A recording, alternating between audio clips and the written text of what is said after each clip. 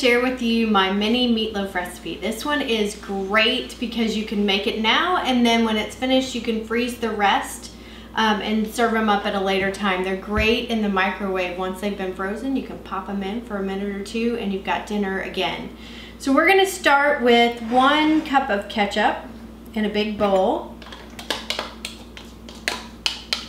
And then I'll add 3 to 4 tablespoons of brown sugar. It just depends on how sweet you want it. I usually split the difference and do about 3.5. I'll add that in. Just a little bit more. And a teaspoon of ground mustard.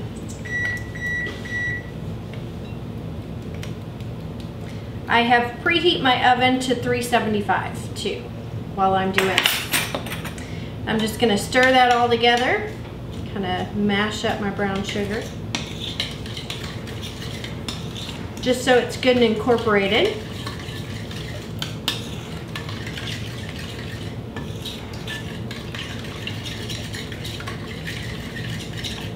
That looks good. And then I'm going to take back out about 1/2 cup of this and save it for later, because we're going to add this to the top of our meatloaf.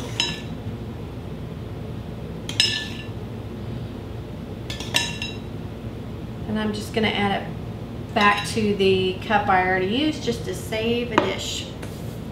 Alright, now to this ketchup mixture, we're going to add 2 eggs that you have already beaten. And then 4 teaspoons of Worcestershire sauce. I had to practice that. That one's a hard one. I probably still didn't say it right, but that's okay.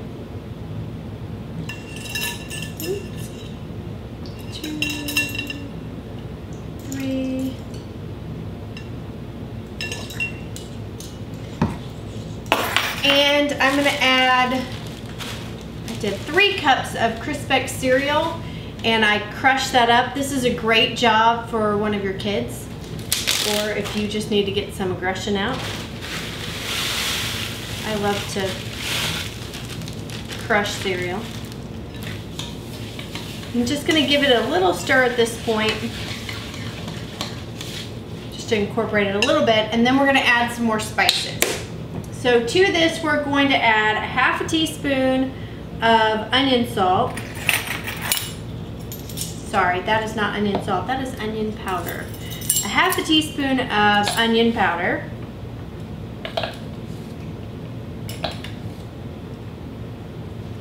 A 1/2 teaspoon of Lowry's seasoned salt.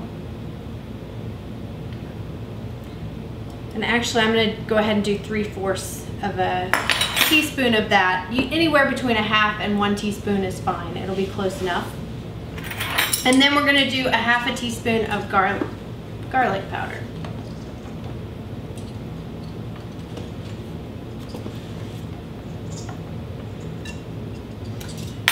And then some pepper.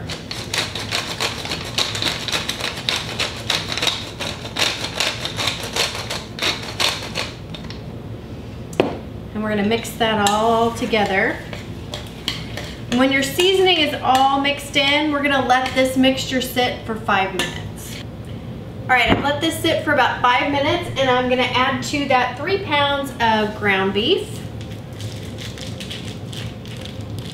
These are 2-pound packages, so I'll use 1.5. So I'm going to break this up and just kind of mix it all together. You could use a spoon if you want to. I think this is faster.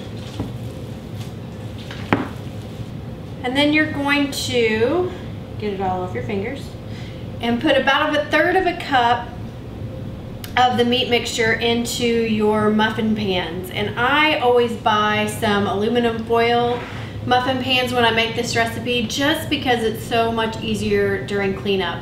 You can wash your regular muffin pans, but I don't really want to, so I use this instead. And this makes 18 mini meatloafs, and that's what it comes in when you buy these, so it's perfect.